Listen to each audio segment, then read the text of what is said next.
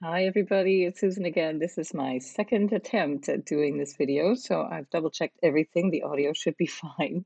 And I wanted to get this out to you early this week because there's a really lovely configuration happening pretty much all through the week, but it's exact on the 2nd of March, unless you're in the west coast of the United States or the mountain region of the United States or Canada, and that will be in the evening then on the 1st of March. So this is a really great time to make plans to start something new that you want to endure that will be beneficial to you and other people. This could be a new work opportunity or a new relationship, a new financial opportunity. It really depends on where this is happening in your chart. I will look more specifically at that when I go through the sign by sign readings for the full moon in Virgo, which is coming up right after this. But I just wanted to point out some of the highlights of this really lovely energy and so kind of like allowing us to take a pause and really enjoy some inspiration before the massive changes coming up ahead. So, a conjunction is always going to be a beginning and an ending simultaneously. So something has to end for something new to come in. You need to close doors for other doors to open to you. And so this is something that you can see in a number of contexts in your life.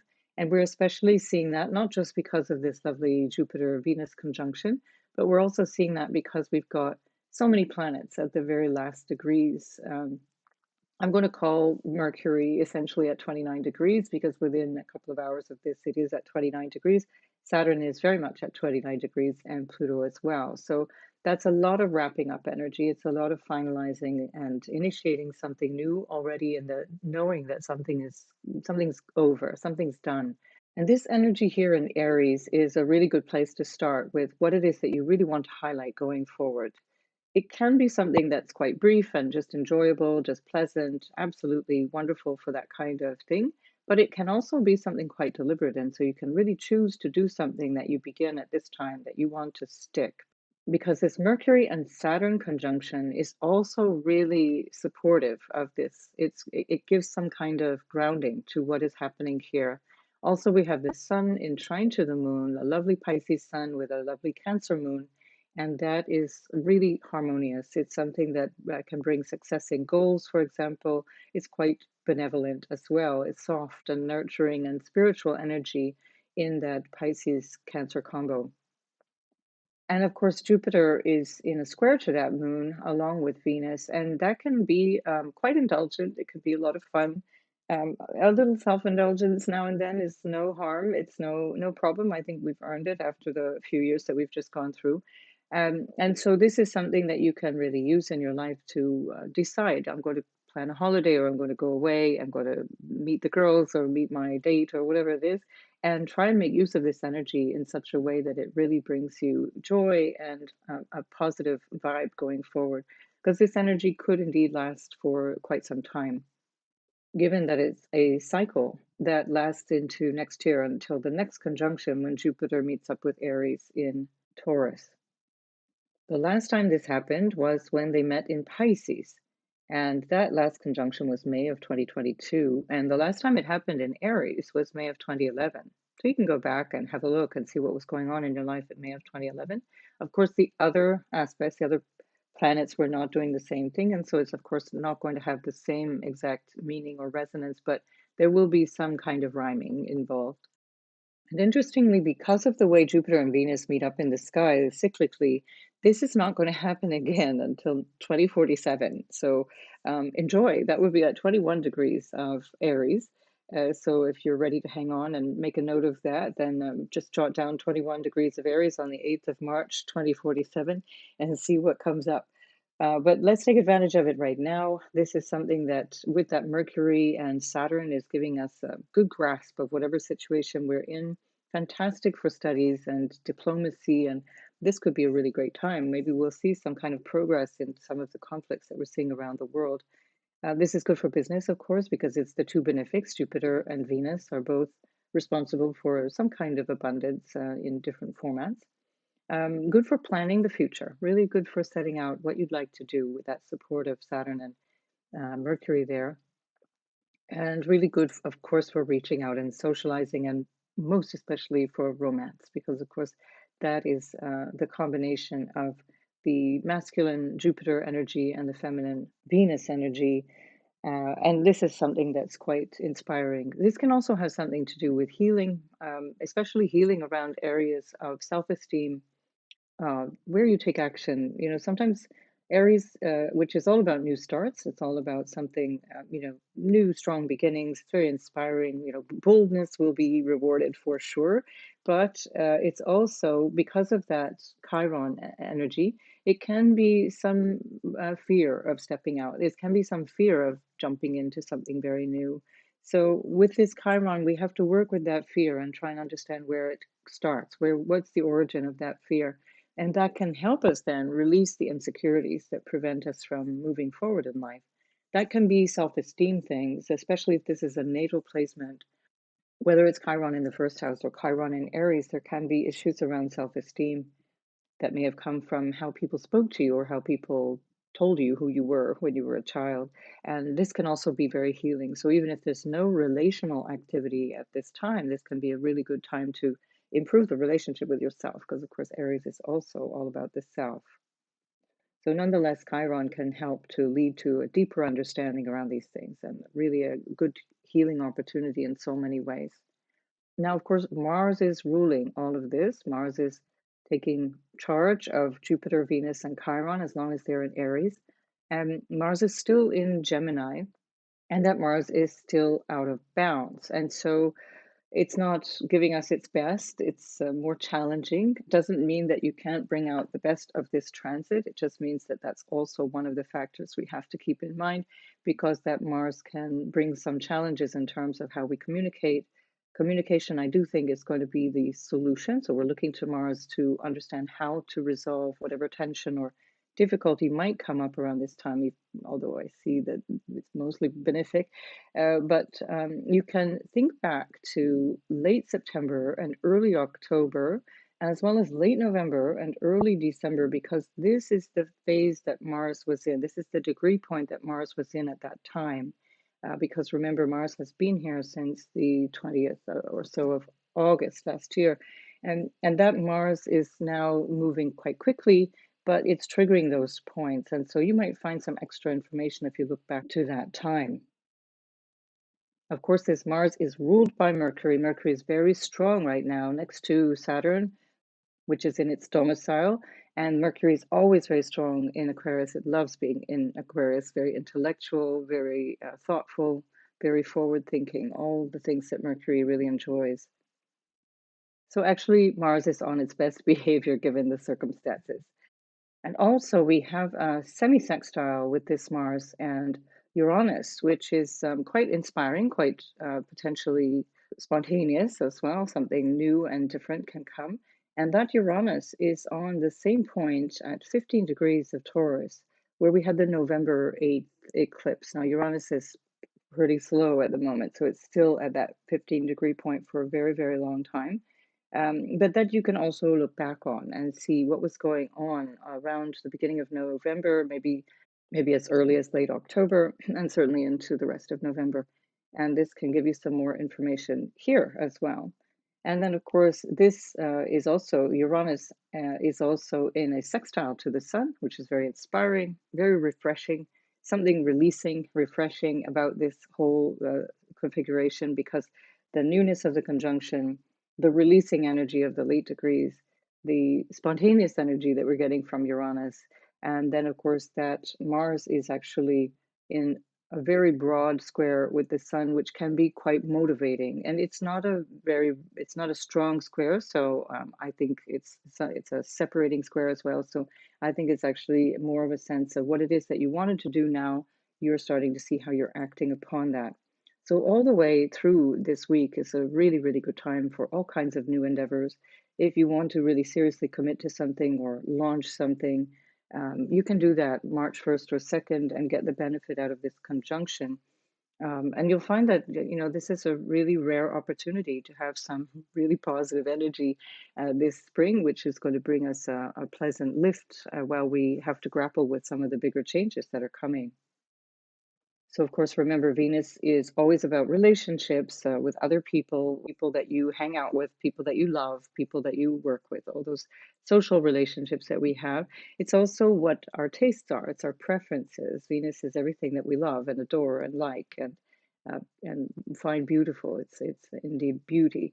In Aries, Venus is very inspired. Venus is very impulsive. Venus loves to start things up. This is a dynamic configuration because we've got this in a cardinal energy. It's adding to the energy of the conjunction because cardinal always means new beginnings, and the moon itself is also in a cardinal sign, and that moon is squaring to this. So there's a lot of new initiating energy here, which I find extremely exciting. And so Jupiter, of course, is about abundance and wisdom, expansion, generosity. Now, all of these things, it's important to understand, are not going to be dropped from the sky. This is not a Santa Claus configuration. This is about how you are engaging with this energy. So don't stick around and wait for some magical thing to happen. So there is quite a lot of magical thinking in astrology, and I think that's actually a really big misuse of this great art and science. And I think if you start to see what it is that I can do, keeping in mind Mars is the planet that is ruling this configuration, what can I do? What action can I take? How can I reach out into life in such a way that I find the benefit that's potentially there for me? And again, we'll talk about which sign that's going to be in for you when we look at the full moon energy coming right after this. So finally, I just wanted to say that this energy right here in the 12th, 13th degree of Aries is also in Revati Nakshatra. Revati Nakshatra is all about nourishing and caring for each other. It's about guidance and teaching. It's about devotion to spirit, devotion to another person, devotion to a cause. It's really careful attention. And Jupiter and Venus bring out the absolute best of this nakshatra. So that energy that is promised is this real, it's the potential for fulfilling that energy. Uh, really figure where in your life you could really do with that energy yourself and then give it out. So, one of the ways we know that we can get back the energy that we're looking for is to first and foremost give it out and give it out without expectation of reward, and the reward will be there. It's inherent in the offering. So let's have a look now at the full moon in Virgo, and we'll see how that's affecting us sign by sign. So here we have the Virgo full moon, and keep in mind that these house placements are only applicable because I've applied Greenwich Mean Time or Universal Time. And so don't worry about the house placement. It just happens to have a Cancer rising. So if you happen to have a Cancer rising, then this will be literally where you're going to see everything. But we'll see that shortly as well when I go sign by sign. So this is a really interesting full moon because there is, of course, naturally the healing element there. We've already seen that in the days before. So 5 days before this full moon, we saw that healing energy, the potential of this triple conjunction here with Venus and Chiron and Jupiter in Aries, still close together at the time of this full moon. So it's still technically conjunct and still creating this energy, but it's dissipating now. On the 12th of March, we have Jupiter, which is ruling the sun in this configuration. Jupiter is going to be conjunct Chiron. So that's an exact conjunction in 14 degrees of Aries. And that's 5 days later. So this full moon is sandwiched between these two really interesting healing and loving and nurturing energies. And I think that complements this axis of healing, the spiritual healing, the metaphysical, the psychological, as well as the physical healing that is possible at this time. And the full moon is also in a nakshatra called Purva Palguni. Pal means fruit. And so this is like the fruit of cooperation. It's a real harmony. Again, it's the same message in the nakshatra of the moon in Virgo, middle of Virgo in tropical astrology. This is a really loving, gentle, caring, creative, productive, romantic, expressive, and sincere energy. So March is really shaping up from the start quite nicely in many, many ways. We do, however, have this very pesky Mars. And so we have to take that into account because there's a couple of things that trouble me about this Mars. And one of those is that it's at the degree of the United States Mars in the Sibley chart of the US independence. And that is not great. So it's the US Mars return in a circumstance where there can be some challenges in terms of where we're going. This is, of course, collectively, this will not show up individually in such an intense way, although depending on your chart, it might. But nonetheless, it's about reconfiguring where we're going. Now, that in and of itself is not problematic, but it can be that the actions are not aligned with our best interests. The actions are not aligned with the thing that we actually want or that we know to be good and true. The sun in Pisces is particularly sattvic. It's a sattvic planet anyway. That means it's a planet that does good, even if the sun is considered to be malefic. It is the symbol of our consciousness. It's a symbol of what we are, which is always untouched by any kind of flaw, as it were. And especially in Pisces, where this is really very much the energy, very much the message of that. With the Mars squaring the moon, we have the tension around our mind and our desires and our sense of what it is that we want to do. So the desires coming from Mars and the mind, how we feel about that, how we're reflecting on that, how we're acting potentially from old energies, old habits, or old ways of seeing things. Especially the moon can be resistant to change in an earth sign. That's Virgo is an earth sign, and there can be some slowness to change, a stubbornness around change.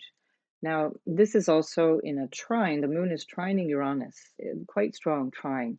And so that can change quite dramatically. So Uranus is really picking up some energy in this configuration. It is sextiling the sun and trining the moon very, very powerfully. And so I think there is a new initiation. There's something very new coming here, both from the week before, where we had this lovely initiatory energy of Jupiter and Venus, and then now, of course, at the time of the full moon. So, really interesting period of time for new insights, new ways of seeing things. And most importantly, this moon is now ruled by a Mercury, which is in Pisces, which is ruled by Jupiter, which is ruled by Mars, which is ruled by that Mercury. So this starts to get into a bit of an intertwined story where we see that these planets are interdependent and in a way that is calling out our need to really reflect, consider, communicate. Mercury is always about communication. That is the solution to this issue because we're seeing not only is it ruling the moon, but it's ruling the pesky Mars that's actually causing the irritant here in an otherwise really lovely moon. So, again, at this full moon, we have this notion of completion. We have Saturn and Pluto still at the 29th degree. And only about 1 hour afterwards, Saturn actually moves into Pisces. So we're in the final configuration with Saturn in Aquarius, and this is something I think we can genuinely celebrate. This is no longer going to be a Saturn ruled Saturn. It is going to be a Jupiter ruled Saturn within an hour of this full moon. So this changes everything. Now we have a lot more inspiration and dynamism, more reflection on our values and our inspirations and our perhaps our spiritual goals as well. Saturn bringing a lot of support to all of that. We'll look at that again as we're meeting. Some of us astrologers are meeting to chat about Saturn moving into Pisces. And I'll get that out to you at the time of the full moon, so you can have a look at what those new things are bringing as well. So the full moon is highlighting something, always highlighting something that happened previously, and we're seeing now the results of that. So we want to look back on the 27th of August of 2022 and understand what was going on 27th of August 2022, where that was the new moon at 4 degrees in Virgo. And so you might look back and it might have been a conscious new choice wherever Virgo is found in your chart, or it might be something that was quite unconscious and it just seemed to start around that time. And you're now seeing what's going on in regards to that new seed that was planted or the seeds that were planted around the end of August. And of course, already by then we had Mars in Gemini. And so recalling that Mars is still roughly at the place where it was in late September, early October, at this point, more like early October, as well as early December. You can go back and get some extra details around that as well. This trine with Uranus can also recall what was going on back at the eclipse of the 8th of November, 2022. So I think we're really in a wonderful opportunity here to reflect on changes that we've made, reflect on how things are going forward, be open to new inspiration, be open to new things, new ways of doing things. This Uranus energy is really beckoning that. And then also, especially to understanding our role in our life. That's the Chiron in Aries part, where we might sabotage our own possibilities, including even such a gorgeous conjunction as Jupiter-Venus. And why? And where did that start? Was that a childhood issue that was maybe somebody else's voice in your head that you haven't really realized you don't need to listen to anymore? So definitely Chiron is playing a lovely healing role, something very supportive. Chiron is in conjunct this moon, and often it's considered that Chiron is ruled by Virgo. So I think Chiron is tying in very, very importantly to this Virgo moon, and Chiron is semi-sextile the Sun. But given that Jupiter and Venus are also semi-sextile the Sun, I think this is less of a big issue, more of an invitation to scratch that itch, whatever that is, in terms of what you're now aware of in terms of how the healing needs to take place. And with Chiron going through Aries for another 3 years or so, we still have time to figure that out. These are just little guideposts along the way as we go. So for more information on Saturn moving into Pisces, look for the video that I've already done on Saturn in Pisces. Wait for the video to come out on the full moon about Saturn moving into Pisces, our conversation with astrologers, where we start to highlight what that can shape up like given our past experience. And also, I have a video on Pluto moving into Aquarius, so you can have a look at that as well, because Pluto, very soon after this full moon, within about 2 weeks, is going to be moving into Aquarius. So, all in all, a really wonderful healing energy is possible here. Real deep spiritual understanding is possible. Connection through body mind, connection through understanding, through sympathy, through empathy, compassion. All of these wonderful keywords that we can see with Neptune on the sun at the same time. Very soon, in fact, after the full moon on the 8th of March, we're going to have the moon opposing Neptune.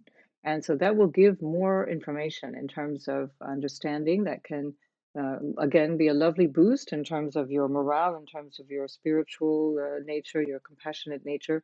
And it can also lead to a certain lack of clarity for some, depending on the situation that you're in. Now, that lack of clarity can look like stars in the eyes because you're in love, or it can look like I really don't know which way I'm supposed to go. Nonetheless, it's only a day. It's a fleeting transit. Don't get too worried about that. But it would not be a great day, for example, to start something new on the 8th of March. You don't want to have the moon opposing Neptune in an initiation charge. And then as the moon makes its way into Libra, we're going to have the moon in opposition to Jupiter, Chiron, and Venus around the 10th of March. And you'll be able to make more sense out of what this 2nd of March configuration may have meant for you, and probably something that's ongoing for quite some time to come. So enjoy this energy, make the most of it, and let's see sign by sign how it's affecting you. Aries, this is happening in your sixth house. This is actually a really interesting place to have a full moon because you can start to see how things are shaping up in your life day to day. What is it that might need to change? What is it that you might need to do differently in terms of your diet or lifestyle? What is it that's going on also with the people that work for you or that you work with? And this is something that you may have understood already last summer at the end of August when there was a new moon here in this part of your chart around the 27th of August. And this can help you understand what it is that you're doing now, how that's showing up in your life, because you're getting a bit of an idea of the results of all of the changes that may have started last summer. So your ruler Mars is still in the third house of communications. This is where you're going to find the best outcome, the best results. Mars is ruled by Mercury at this moment, and so is the moon. And so Mercury is playing a big role from your 12th house, and that's coming from a place of deeper understanding. It can be coming from a place of hidden motivation, something that you're not really fully understanding, or that you're slowly realizing. That can be an awareness of some spiritual or more psychological nature. You have this absolutely gorgeous conjunction of Jupiter and Venus and Chiron in your first house, and you're ruling it, of course. And so this is really significant for Aries because it's a very personal new start. And when something is happening in the first house, it's always going to affect the pillars of the chart, the fourth, the seventh, and the 10th as well, meaning your home and the energy around home, what makes you feel comfortable and happy, where you live, like physically the house that you live in, as well as the seventh house, which is, of course, relationships, and the 10th house, which is your career. And so there's a bit of everything here for Aries, and it's a really exciting, very full of possibilities, full of the energy of adjustment, but also expansion. And so the action required again is coming from that Mars, your ruler, in the third house. Communicate, reach out to people. It might be something to do with business and commerce as well, because this is a lot of energy around Mercury in your chart, as well as the two benefics here that are ruled by Mercury ruled sign. And so you might be running a business for yourself, or there might be something to do with commercial exchanges that you're actually looking into. This is all the more likely because your North Node is in the second house still, and Uranus is there, of course, messing things up since 2018 in your second house. And that's, of course, the house of income, earned income, as well as assets and things that you own, as well as your values. And so that can also be a part of this picture. So just very shortly after this full moon, we've got Saturn moving into your 12th house from the 11th, never to go back in the 11th house for about another 28 years.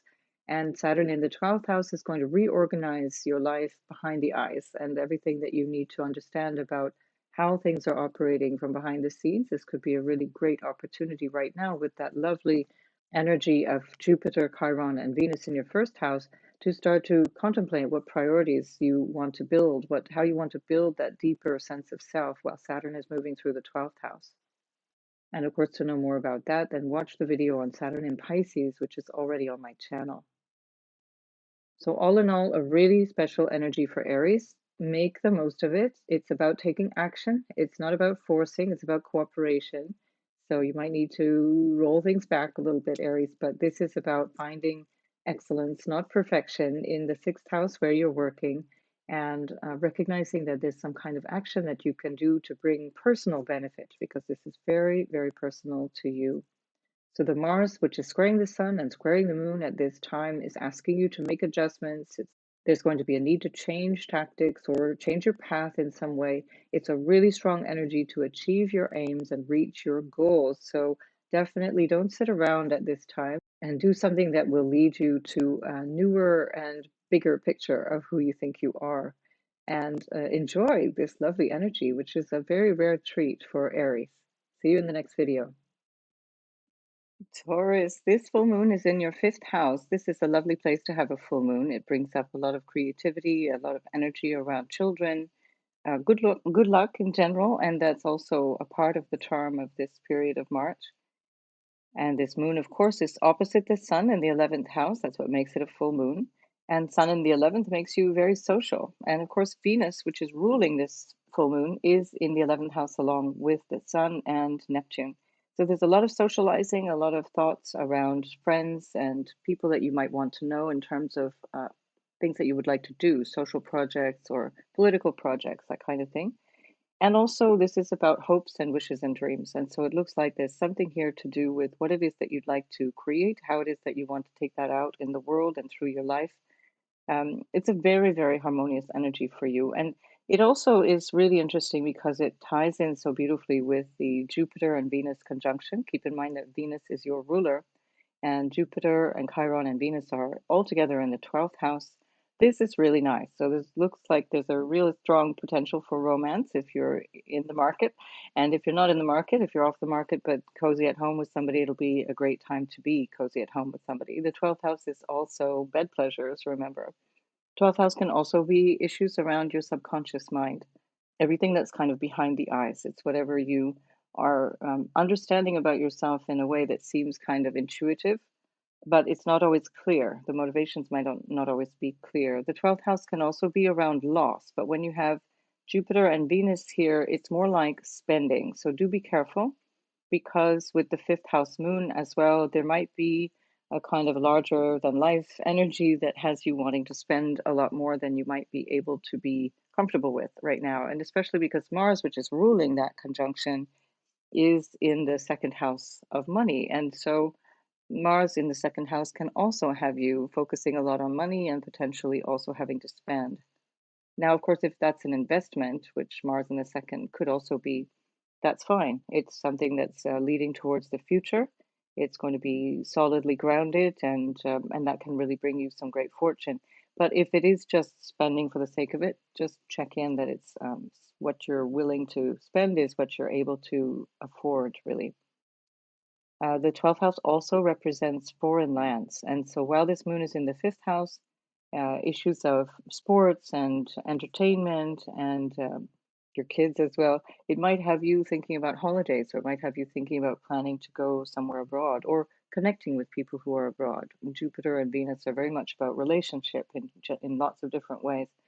And so you might know somebody who's far, far away and who you're healing the relationship with or igniting the relationship with, because it is indeed in Aries, and so that could be a fresh new start as well.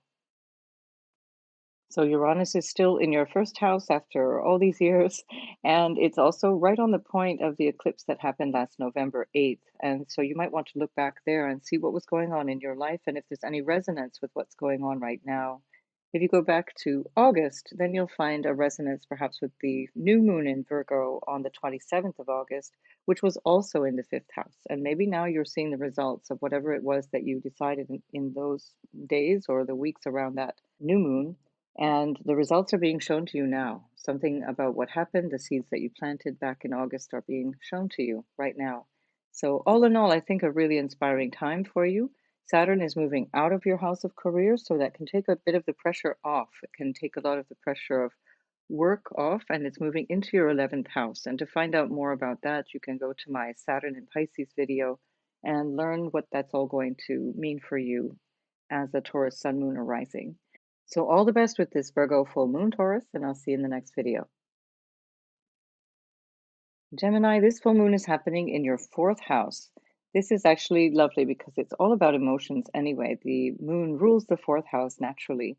And this is something that brings you in line with that energy. So there's something here about your home, about your family, about how you feel secure, what makes you feel happy, potentially around your mom or your parents.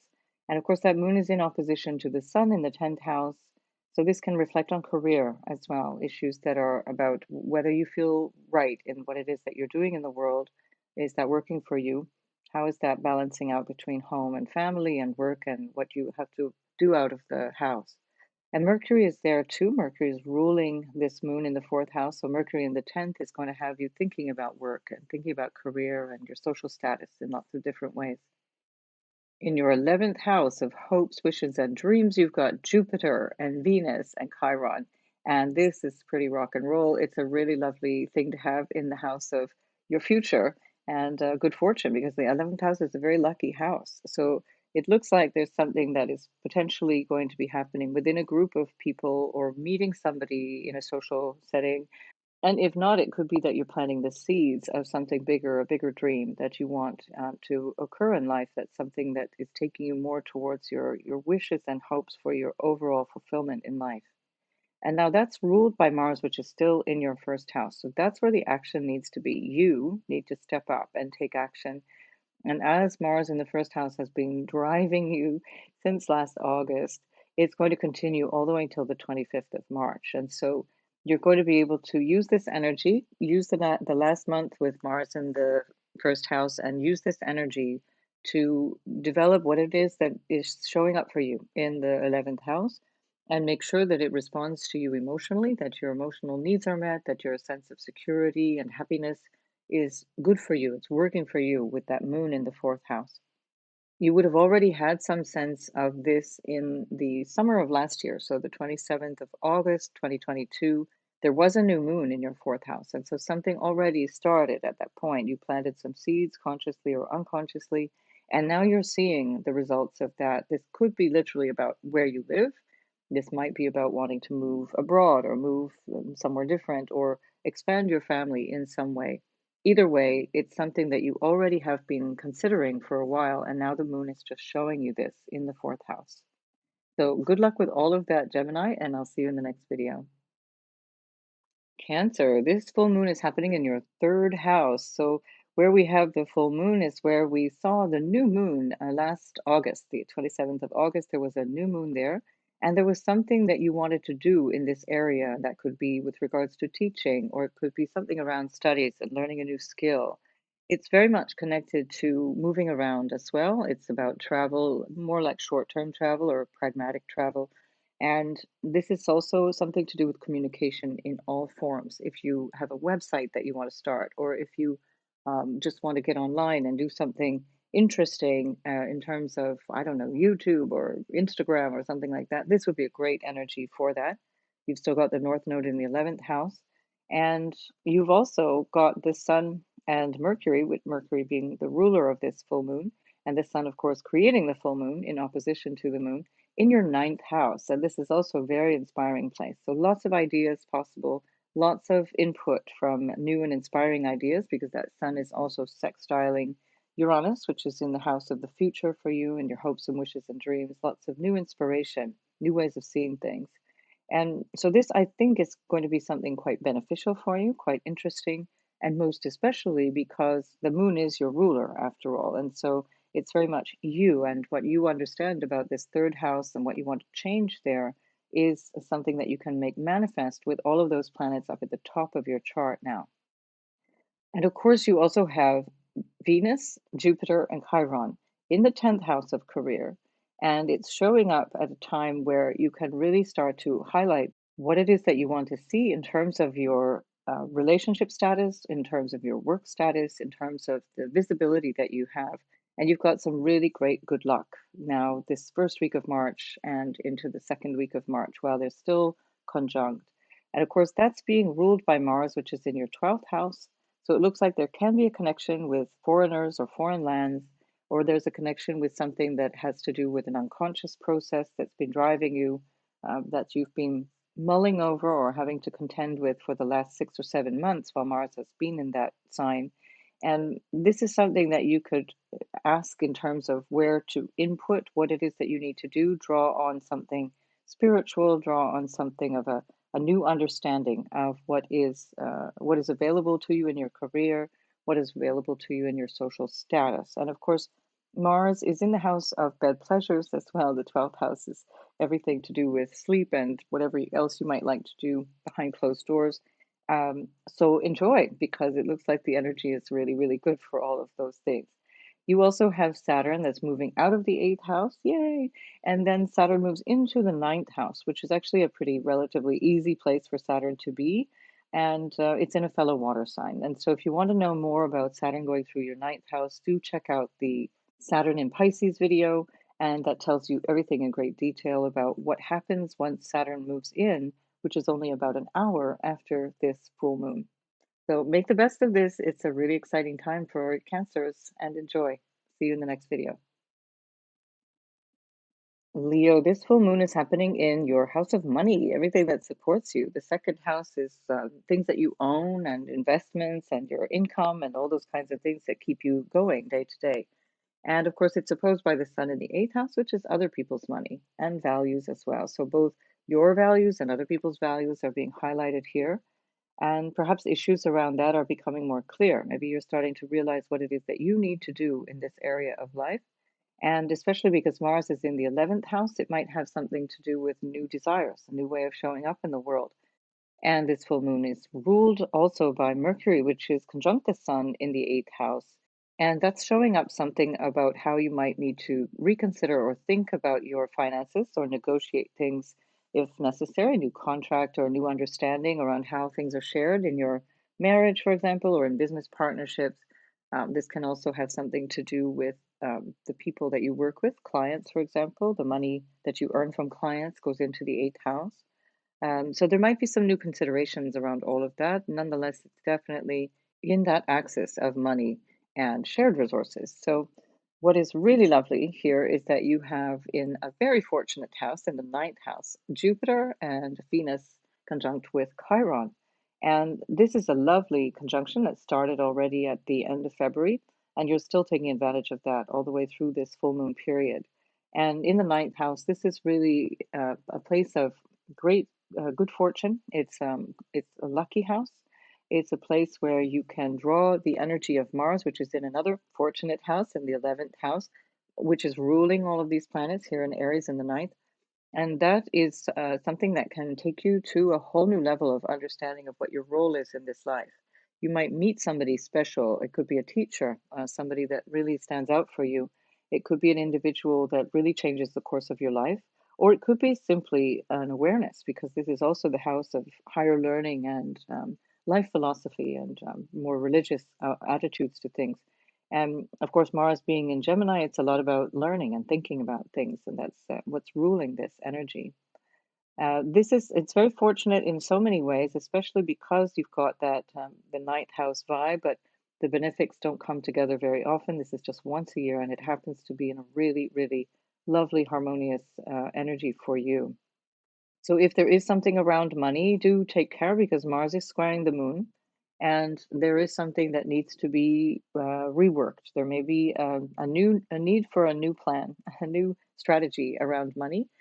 Mars in the 11th is perhaps showing you where you need to change your hopes and dreams, where your plans are no longer really working for you, or no longer really relevant. But you know, you also have the Sun, which is in sextile to Uranus in your 10th house of career, which may have something to do with this as well. And so there's impetus for change, which is actually quite harmonious, kind of a breaking free from the past, and a change of goals, a change of purpose, and so on. This is something that you could really take advantage of in these couple of weeks. Of course, remember that the sun is your ascendant lord. It's the lord of your chart, and so we want to know what the sun is doing at any time. And if it's being influenced from other planets, then this is like being influenced yourself. The sun is also squared by Mars, and so whatever it is that's being changed here, you absolutely need to do something about it. This can be really about a change of plans, and it can also be a change of circumstances that you're actually deciding now, with the 11th house considerations, like who you hang out with and what groups do you belong to. Maybe there's a need for you to adapt that so that you can actually modify your goals and dreams and show up in the way that you want to when the time is right. So Saturn is moving from your seventh house into your eighth house. That's going to put a whole new spin on this shared resources area of your life, but it takes a bit of pressure off relationships. And if you want to know more about that, then do go and watch the Saturn in Pisces video that I've already done, and you'll find that on my channel. So good luck with this, Leo, and enjoy this lovely period of time.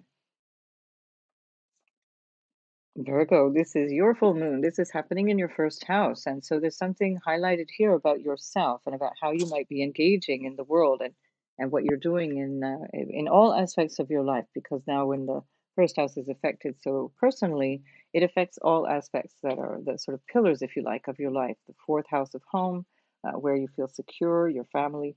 The seventh house of relationships, where we find the sun in opposition to the moon, which is creating that full moon, and also your ruler, Mercury, which is in the seventh house. So there's a lot of focus on issues around relationships, your role in relationships, what you might like or want in a relationship. And then on top of that, you've got Mars in your 10th house. And so this can also have something to do with what it is that you want to see going forward in terms of your work. Now, this moon is squaring Mars, and as a result, there's definitely something that you need to do in the house of career or social status to make whatever this is work for you. And then, of course, that Mars is also squaring the sun in the house of relationship. So there could be something really dynamic. It can be very stimulating in a super positive way, or it can be tense. And so you have to just play it by ear according to what's actually going on in your personal circumstances. You do have a really lucky break with Venus and Jupiter and Chiron all coming together in your eighth house, ruled by Mars in the 10th.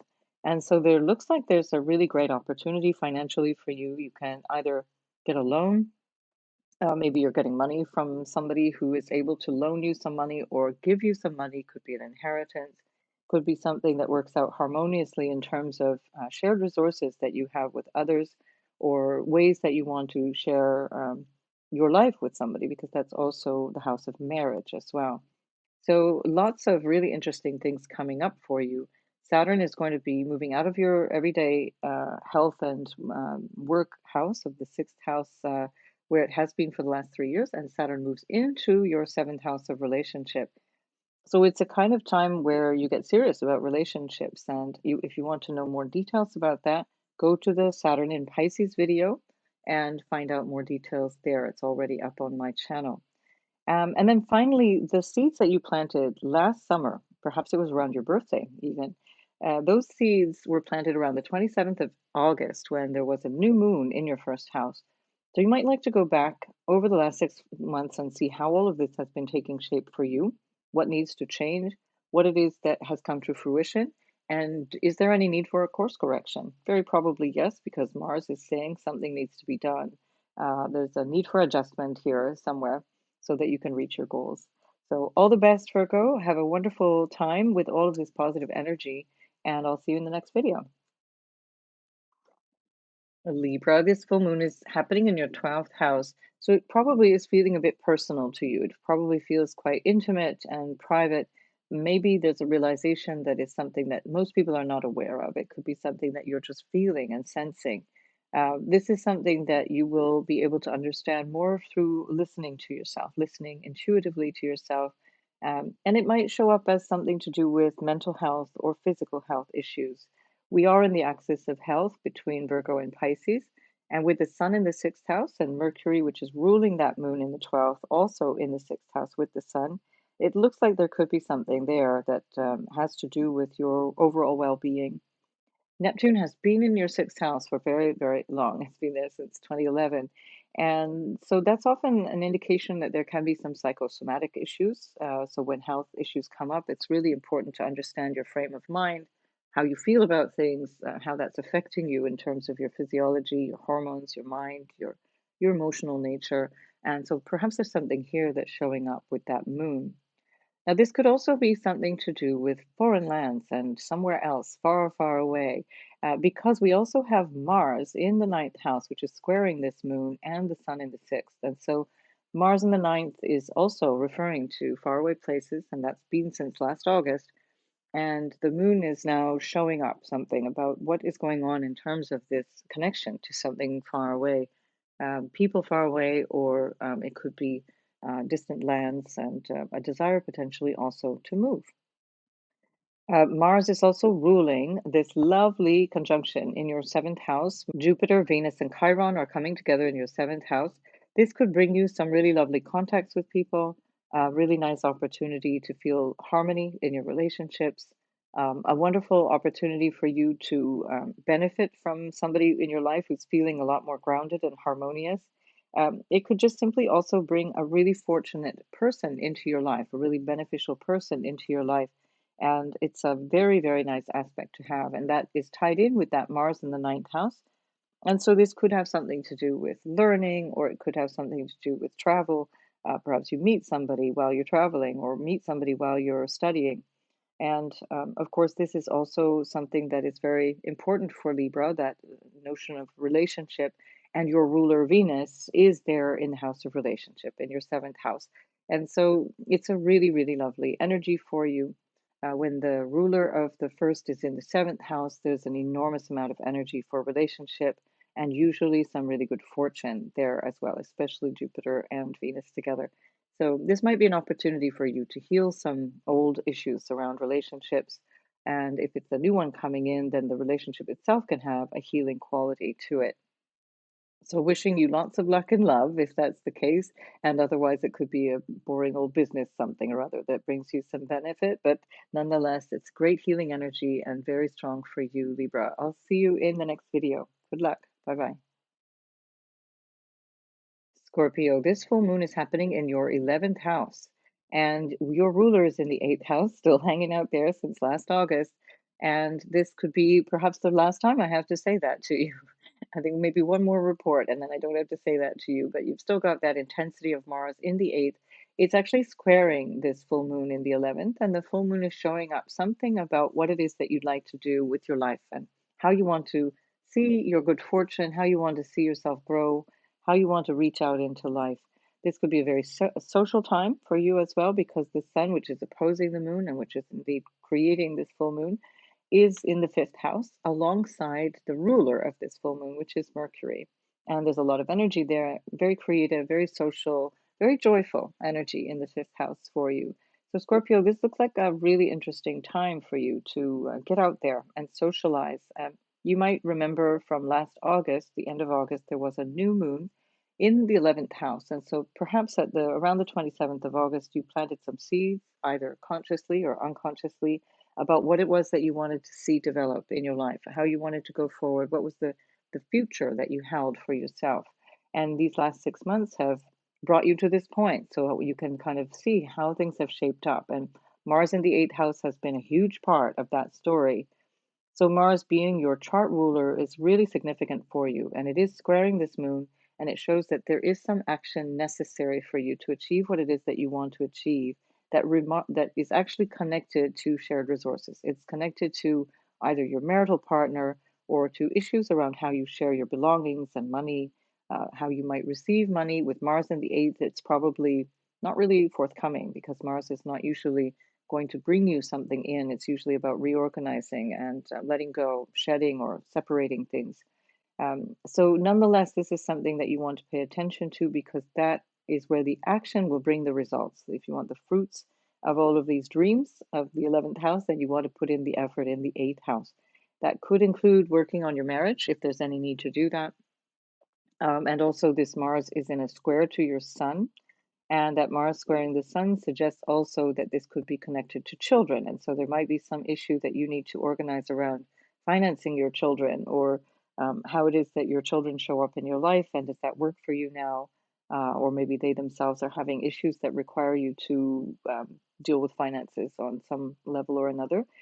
And of course, the energy of Neptune is still in the fifth house. So if this is a romantic issue or this is something that is more about love and partnership, then that Neptune is still bringing in quite a lot of harmony. And it's in a pretty wide conjunction, but a conjunction nonetheless in the fifth house, which is really lovely. And you also have a really harmonious energy in the sixth house, which is ruled by your ruler, Mars, because it's Aries, and that's Jupiter, Venus, and Chiron meeting together in your sixth house. This is great if you've had some health issues that you might find some resolution to that, or you might feel something more uplifting in terms of your everyday life, in terms of your work environment, or in terms of your day-to-day joie de vivre. And this is a very supportive energy. And of course, to get the benefits out of that, that Mars has to be implicated there. So there's something in the eighth house that needs to take shape. If it's a health issue, that could be, for example, the eighth house is about alternative medicine or surgery and other procedures like that, really intricate medical procedures, and that will be bringing the solution to the sixth house. And so this is very fortunate energy. If there is any health issue, this is a great time to be tackling that.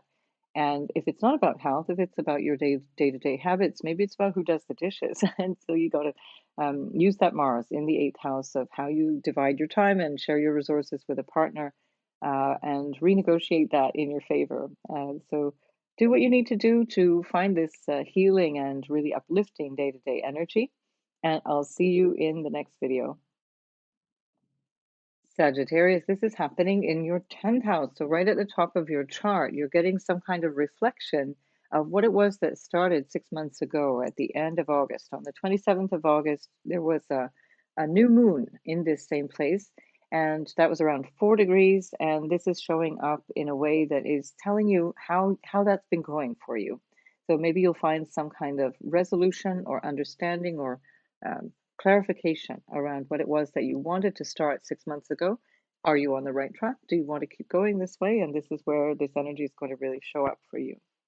Of course, to create a full moon, we need the sun. And so the sun is in the opposite sign of Pisces in your fourth house.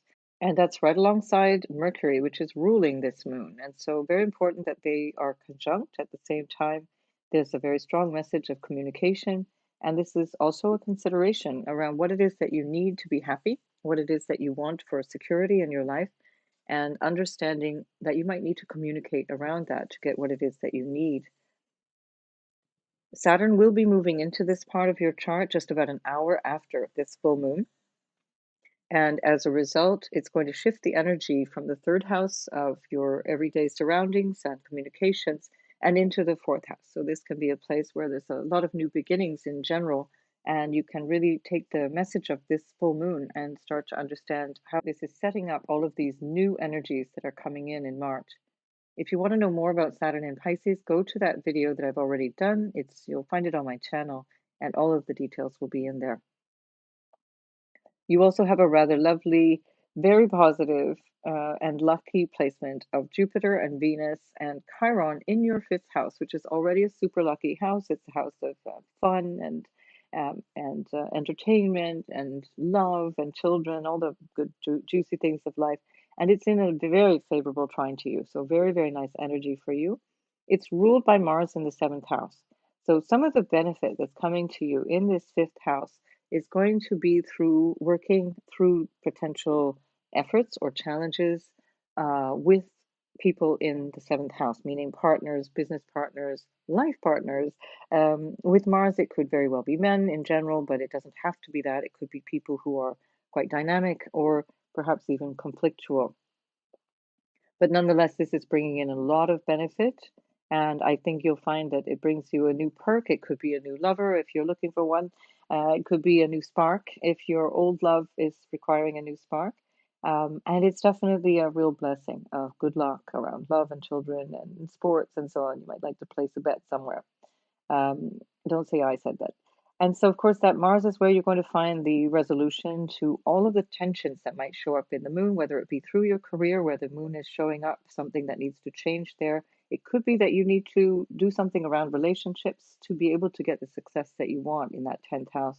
And because Mars is also squaring the sun in your fourth house, there might be some emotional turmoil around this or some testing of what it is that you really need to feel secure and happy. And it could also be that there are just some kind of tensions that are minor and temporary that are bringing you some need for change around the home front. So, all in all, pretty good, I think. It's a lovely energy that we're enjoying in these first couple of weeks of March. And all the better because there's going to be a lot of change ahead. And so, every dose of good luck that we can get, we're going to grab. So, remember, Sagittarius, that your ruler is Jupiter. And so, this is very personal to you, what's going on here. So, do take advantage of this. Be very creative. Fifth house, of course, is also creativity. And don't sit on your laurels, not that you would, Sagittarius, but don't wait for things to drop in your lap, So really you have to get out and do something about this. So try and reach out and connect with people through all kinds of partnerships, all kinds of fun things, and see where the goodness is lying there for you. All right, all the best, and I'll see you in the next video. Capricorn, this is happening in your ninth house. It's a lucky place to have a full moon. The trinal houses are in a really favorable aspect to your first house. And so you have definitely needed a little bit of good fortune, a little bit of a nudge in the right direction, and you're getting it right now. So all that hard work, all the slogging has been worth it. And you're going to see massive changes come March. And especially starting now with this full moon, you've got now an inkling of what it is that you wanted to see in terms of what you're here for. What is my purpose? Why am I even here? What is it that I want to do, perhaps in terms of learning or understanding life, with a capital L, and really understanding your foundations and beliefs and philosophy of life. This drive started last August. At the end of August, around the 27th, there was a new moon in this very same place. And these are now the results of what was the planting of the seeds around that time. On the opposite end of this, we have the sun in the third house in Pisces, which of course creates that full moon, sun in opposition to the moon in Virgo. And we've got the ruler of the moon in Virgo, which is Mercury, right next to the sun. And Mercury loves being in the third house. And so this is actually a really interesting place for you to put a lot of your attention to use this opportunity for conversing with people, for communicating about what's important to you, communicating about ideas that will lead you into this bigger idea that you have for yourself and for your life. It's definitely optimistic energy, and I'm very happy to be able to say that for Capricorn because I know it's been really a slog. Now, there is a beautiful thing happening in your fourth house of happiness and home, your family. It can be the physical home as well, it can be around property. It can also just be in what it is that you need to feel safe and good and happy in life. And you've got Jupiter and Venus and Chiron there in the fourth house. Something new is coming up in the first week of March, going into the second week. which is really shining a light on a fresh new start for you in the fourth house. This is very, very special for you. It's a rare transit. It's something that is lighting up your psychological nature, which I think has taken quite a beating over the last few years. And so it's going to be a really nice, fresh breeze of fun and joy and potential. And so definitely take full advantage of this. You've got Mars in the sixth house, which is ruling this aspect. And it's really telling you that you need to do something. There's something that needs to change. There's something that might need to reorient in your everyday life, in your schedule, or in the way that you live your life, and the way that you surround yourself by people, the way that you show up in general. If there are any health complaints, this is a great opportunity for you to take action on that as well. Of course, that Pisces and Virgo axis is always about health, and especially with the moon in the ninth, it's more like spiritual health. And so, is the everyday life that you're living supporting your spiritual well-being and your general sense of I'm okay? Definitely take a moment to reflect on that. Mars is very strong for you, Capricorn, because it's exalted in Capricorn. And so you always want to see Mars as something of a helpful planet for you. And it also rules this fourth house for you. And that's something that is showing again that there's a need for action, a need for dynamism. Don't stick around and wait for things to happen. Don't stay at home, and get the hell out of the office. And once you've done that, then you'll also find that there's a whole different way of finding your happiness, finding your comfort, finding your well-being in this fourth house where everything is really lit up. Your ruler Saturn is moving into the third house, and that is after a very, very long slog in the first and second that's lasted about 5.5 years. And you'll be relieved when Saturn moves into the third house. It'll feel like a lot of pressure has come off you. And this is also something that I talk at length about in the Saturn in Pisces video, so you can find out all of the details there. It's already up on my channel. So good luck with all of this, Capricorn. It looks like a really nice fresh break for you. And I'll see you in the next video. Aquarius, this is happening in the eighth house. This is a house of occult. It's a house of things that are a little bit hidden from normal view. It can be a very deeply healing energy because this axis, anyway, between Virgo and Pisces is very healing. And it has something to do with worth and shared values, your shared resources. There can be a need for you to revise that. Perhaps if you go back to last summer, the end of August, on the 27th, there was a new moon in this part of your chart. And now you're seeing the effects of the last 6 months' efforts. Are you going in the right direction? Is that working for you? Is this something that is showing up constructively for you, or does that need some adjustment? And if we look across the way into the second house, we see that the moon is opposed by the sun, of course, in Pisces, because that's what gives us a full moon. And that sun is also conjunct the ruler of this moon, which is Mercury. And so there's definitely a lot of consideration around issues of money and self-worth, potentially also around investments. This could be a really interesting time for you to invest. And there is a bit of tension in the fifth house of your creativity or children, could be love affairs as well, could be your entrepreneurship. If you are an entrepreneur, this is actually really dynamic energy for you. There's some action required of you coming from the fifth house that is going to resolve this issue of shared resources and the issue of your own finances. That same Mars in the fifth house is also ruling the conjunction of Venus and Jupiter and Chiron in the third house in Aries. So again, there's a lot of reference here to exchanges of all kinds. This could be about commerce. It could be about a business thing that you've got going. If it's not, then it could also be around siblings. It could be around what's going on in your neighborhood. The third house represents learning and skills, and you might be able to really hit the jackpot in terms of using a skill that really brings you to a better place. It could be that you meet somebody in the neighborhood around you. The fifth house, where Mars is all about love affairs. And so if it's ruling this third house and we've got wonderful Jupiter and Venus coming together there, well, maybe you just hang out in your neighborhood a little bit longer if you're looking to meet somebody. And this is at the very least really pleasant for communication, for connecting with people, the neighbors and your cousins and your siblings. There can be something really nice happening in their lives as well, not just necessarily yours, but by extension, you're enjoying their pleasure. And so definitely there's some fortune and healing around your communications, around siblings, neighbors, travel as well. This is short distance travel, that's more pragmatic travel.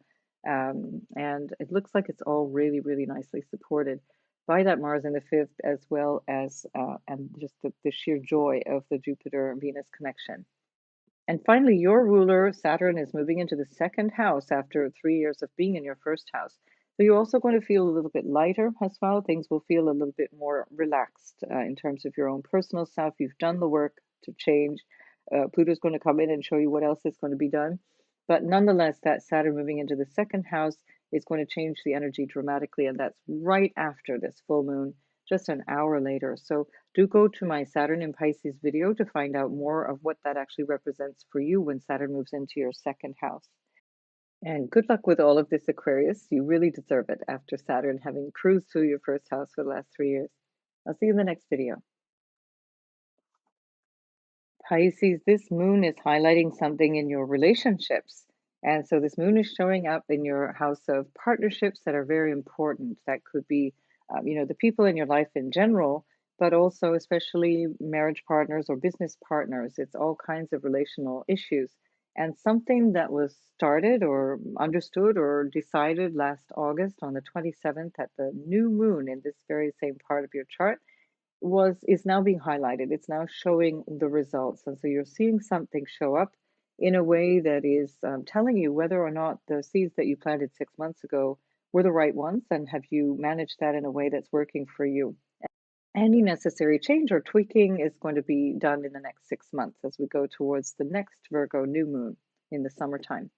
So the ruler of this is in your first house, Pisces. So Mercury is in your house and in your sign of Pisces.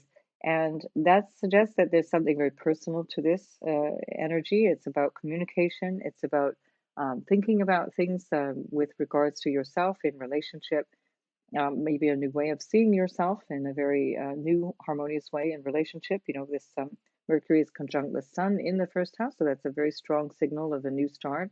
And so it's a good time to be contemplating on these things. And if you do have a partnership, then definitely also be connecting with each other and really sharing a lot in terms of what it is that you feel, and negotiating anything that might need negotiating. It's a really, really positive energy for new relational starts. This is especially true also because in your house of self-worth and money and value and income and the stuff that you own, you also have a conjunction of Jupiter and Venus with Chiron. And that conjunction is something that's quite rare. It only happens roughly once a year. And especially because it's happening in the second house, it's just going to give you a lovely lift, a really nice boost of confidence.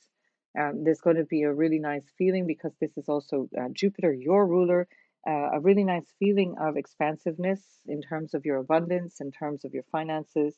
Beware that also this can mean that you might be spending more. And that's something that you obviously have to pay attention for yourself. Are you able to spend this money? Is it an investment that you're going to be really delighted with later on? Is it going to be buying some bling bling and then being sort of regretful of it? Because, of course, keep in mind that Aries is very impulsive. So beware of impulse spending. This is another, of course, every good has a bad. So this is the downfall of that expansive Jupiterian energy with Venus. Quite a lot of self-indulgence is possible, especially given that that's your ruler. So, where we find Mars in the fourth house is where you'll find the action necessary to bring the fruits of this energy. So, Mars is in the house of home, it's in the house of what makes you happy, it's your psychological nature, it makes you feel good, or you recognize what needs to change. Understanding what it is that you want to do about home or about the foundation of your chart, which can represent your own inner workings as well. And probably there's been a lot of irritation there. There's been a lot of questioning around where you live and do you still want to be here? And all of that is something that is going to contribute to the delight or the answer or the benefit that you get out of these days around the full moon. So Mars is going to show you where you're going to be able to do the work that allows you to reap that second house benefit. And so don't waste this chance. Do take action where it's required so that you can really take advantage of this energy. Mars is also squaring the moon in the seventh house, and so there can be some kind of challenge between you and how you feel about a relationship or the circumstances of a relationship that requires some kind of adjustment. This is not a major deal. This is only a day or so. So don't worry about this. It's just showing up in something that is unnecessary. It's a tension that needs resolving, let's say. Mars is squaring the sun. That energy also can be very stimulating, and it can also be a bit aggravating. Mars in the fourth, anyway, can be a bit aggravating. It can lead to impatience and frustration in some aspects of life. But nonetheless, it's something that says, get up and move now, do something different. This is all about change. So take full advantage of this energy. You do have a really supportive boost before the big changes of March come in. And Mars is also squaring this Neptune, which is your modern ruler in the first house. And Mars squaring Neptune can have you a little bit dreamy, maybe not really focused, but this is definitely something connected to the same theme. So it's about you and how you're showing up in terms of your own happiness, your own well being. It looks like there might be a need for you to take action to find resolution to this Neptunian energy, which might have you feeling a little bit ungrounded or a little bit dreamy. Don't worry, 1 hour after this full moon, Saturn is moving into your first house. And if you want grounding, there you've got it. So, if you want to know more about Saturn going into Pisces, you're going to find that in my Saturn in Pisces video, which is already on my channel. So, have a wonderful time with this energy, Pisces. You're really going to benefit from this quite a lot. And I'll see you in the next video.